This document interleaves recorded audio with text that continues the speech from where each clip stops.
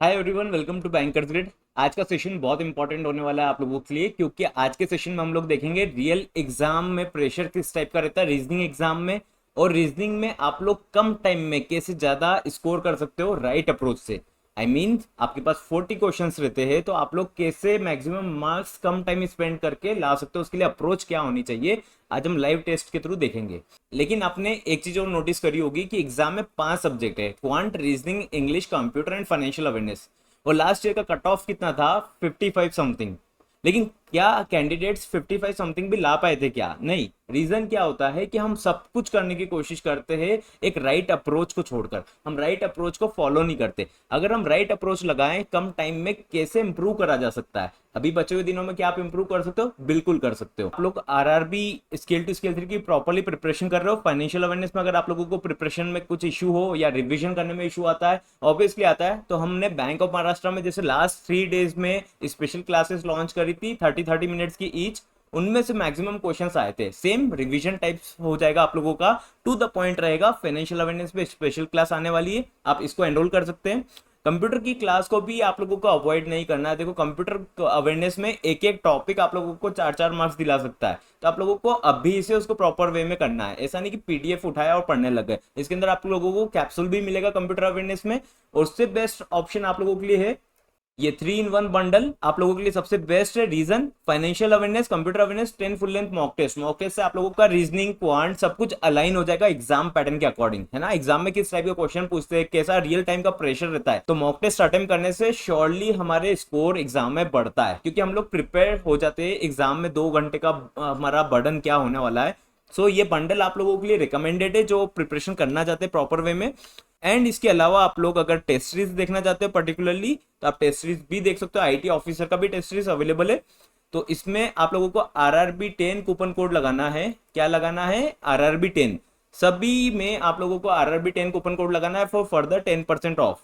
Alright, ये clear है आप लोगों को। अब हम देखते हैं रीजनिंग का पेपर किस टाइप से रहता है, हमको क्या अप्रोच रखनी है, राइट। तो अभी आप देख सकते हैं, जैसे आपकी स्क्रीन पर अवेलेबल एक क्वेश्चन, आपने पहला क्वेश्चन ओपन करा, आपको एक ऐसा क्वेश्चन दिखा, तो आपकी राइट स्ट्रेटेजी क्या होनी चाहिए? क्या आप इस टाइप का क्वेश्चन को अटेम्प्ट करेंगे डायरेक्टली? ठीक है, तो आपने जैसे अगर इस टाइप का क्वेश्चन देखा, तो आपको रिकमेंडेड है कि आपको पजल तो पहले अप्रोच में उठानी नहीं है। उससे पहले आप क्या पिक कर सकते हो? आपका रियल एग्जाम में क्राइटेरिया ये होना चाहिए अप्रोच की, अगर आपको सिलोजिज्म पहले मिलता है तो आपको सबसे पहली प्रायोरिटी में इसको पिक करना है, क्योंकि टाइम कंज्यूम नहीं करेगा। देन हर बार अभी 3-4 ईयर से मशीन इनपुट आउटपुट एग्जाम में पूछे जा रहे हैं, तो मशीन इनपुट आउटपुट आपकी प्रायोरिटी होना चाहिए टॉप मोस्ट, क्योंकि ये आपको इजीली 5 क्वेश्चन सही करवा देगा। एक क्वेश्चन आप लोगों का 1.25 मार्क का होता है, तो आप लोगों को ये पहले अटेम्प्ट करना है। डायरेक्शन सेंस, ब्लड रिलेशन में से कुछ एक पूछा जाता है जनरली, तो आप लोगों को इनमें से प्रैक्टिस करके इसी को पिक करना है। इसके अलावा आपको पजल में पहले नहीं लगना है। लॉजिकल रीजनिंग भी पूछा जाता है, मिसलेनियस पार्ट भी पूछा जाता है, अगर आपका कमांड हो तो आप वो कर सकते हो। उसके बाद आप लोगों को अप्रोच करना है सीटिंग अरेंजमेंट या पजल्स पर। हम पहले देख लेते हैं रियल मॉक टेस्ट के अकॉर्डिंग, ठीक है। ऐसा आप लोगों का मॉक टेस्ट आया। अब आप लोगों को क्या करना है, इसको या तो आप मार्क फॉर रिव्यू कर सकते हो, आपका इसका प्रैक्टिस हो तो, लेकिन आप जनरली इसको स्किप करना है। 1 से 5 क्वेश्चन जनरली इस टाइप के रहते हैं, तो आपको डायरेक्ट जंप करना है 5 पे। हो सकता है 4 क्वेश्चन हो। आपने फिर 6th क्वेश्चन देखा, आपको दिखा ये लॉजिकल रीजनिंग का, अगर आपको आता है तो आप यहाँ से मार्क फॉर रिव्यू करके रखो इसको। फटाफट पहले स्कैन कर लो एग्जाम में पूछा क्या है। आया समझ में? आप जंप बिल्कुल कर सकते हो हर सेक्शन में, एक दूसरे सेक्शन में आप जंप कर सकते हो। कल हम क्वांट के बारे में भी देखेंगे, लेकिन उससे पहले आप ये देखिए, आपको पहली प्रायोरिटी क्या रखना है, सिलोजिज्म, इन सब के ऊपर। तो देखो ये कितने भी क्वेश्चन हो सकते हैं। अब आपने देखा 8th क्वेश्चन से आपको एक सीटिंग अरेंजमेंट दिख रहा है।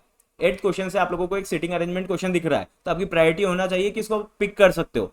तो अभी आपको पिक नहीं करना, हो सकता है आपके 10 मिनट इसमें खत्म हो जाए, तो आपको मार्क फॉर रिव्यू करना है। आपने 8 नंबर पे मार्क फॉर रिव्यू कर लिया, आपको जजमेंट रहेगा कि 5 क्वेश्चन ऐसे रहने वाले, ठीक है। आपने जंप करा 11 क्वेश्चन पे, फिर आपने 12 पे जंप करा, ठीक है, 13 पे जंप करा, तो आपने देखा डायरेक्शन सेंस आपको कर लेना है पहली प्रायोरिटी पे, इसको डायरेक्शन सेंस को आपको करना है, क्योंकि ये थोड़ा सा टाइम ले भी लेगा तो सॉल्व जरूर होगा, राइट। तो ये आपको उलझाएगा नहीं। पजल और सीटिंग अरेंजमेंट में क्या होता है कि या तो बनेगा या तो नहीं बनेगा। नहीं बना और टाइम कंज्यूम हो गया तो 10-15 मिनट आपके वेस्ट हो गए। ऐसे 2 पजल में आप अटक गए तो आधा घंटा आपका लैप्स हो जाएगा।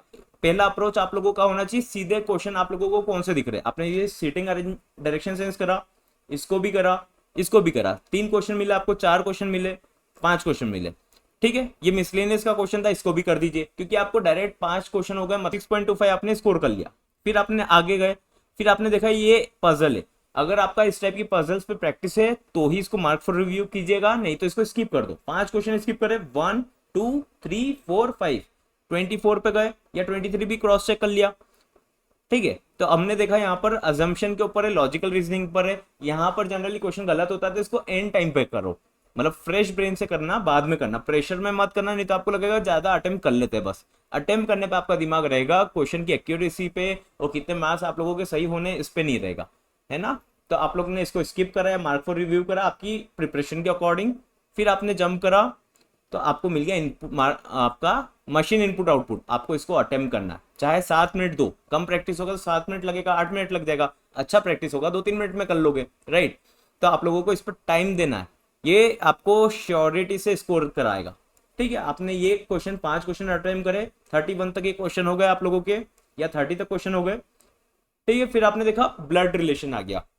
देखो जनरली डायरेक्शन सेंस या ब्लड रिलेशन में एक चीज पूछी जाती है, दोनों भी पूछ सकता है, सिलोजिज्म हमेशा पूछे जा रहे हैं, लेकिन डिपेंड करता है पेपर के लेवल पर। अगर रीजनिंग टफ बनाई तो ऑब्वियसली आप लोगों को से सिलोजिज्म नहीं पूछेगा, तो आप लोगों को दोनों तरफ से माइंडसेट रखना है। दैट्स वाई आप लोगों को मॉक टेस्ट अटेम्प्ट करने के लिए रिकमेंड करा जाता है, एनकरेज करा जाता है, क्योंकि आप लोग जो रियल एग्जाम में मिस्टेक करेंगे वो पहले कर चुके रहेंगे, उससे सीख चुके रहेंगे। और फाइनेंशियल अवेयरनेस में आप लोगों को टाइम वेस्ट नहीं करना है। क्या होता है, हम फाइनेंशियल अवेयरनेस ही करने बैठ जाएंगे, लंबे लंबे पीडीएफ्स करेंगे, है ना। उन चीजों को ऑर्गेनाइज कर लो, प्रॉपर वे में आप स्केड्यूल कर सकते हो फाइनेंशियल अवेयरनेस की क्लास के थ्रू, है ना। वो चीज आपकी एकदम सॉर्टेड हो जाएगी, आपको सर्च करने में टाइम वेस्ट नहीं होगा, डेटा निकालने में टाइम वेस्ट नहीं होगा, आपको जस्ट लेक्चर देखना है, पीडीएफ करना है, आपका डन है। 10-20 मार्क्स आप इजीली लेकर आएंगे उसी सेक्शन से, ठीक है, क्योंकि बहुत इजी तरीके से, प्रिसाइज तरीके से आप लोगों को समझाया जाता है उस चीज में। आपने ये अटेम्प्ट करा, फिर आपने 32 अटेम्प्ट करा, 33 अटेम्प्ट करा, 34 अटेम्प्ट करा, राइट, फिर आपने 35 अटेम्प्ट करा। अब आपने इस पर आ गए, तो ये तो आप कर सकते हो, फैमिली है, ये भी ब्लड रिलेशन टाइप का है, इनइक्वालिटी टाइप में, ये भी उसी टाइप का है, ये भी उसी टाइप का। आपने ये क्वेश्चन अटेम्प्ट कर लिए फटाफट, 3 क्वेश्चन आपने अटेम्प्ट कर लिए, 36, 37, 38। ठीक है, तो आपका कितना अटेम्प्ट हो गया, अगर हम देखें तो आपने प्रायोरिटी लगाई, तो आपने अटेम्प्ट कर लिया seating arrangement 5 question, 5 direction, 5 blood relation. देखो ब्लड रिलेशन अगर ये दोनों मिला के 3-4 मार्क्स का आया तो बाकी सिलोजिज्म आ जाएगा, मिसलेनियस आ जाएगा।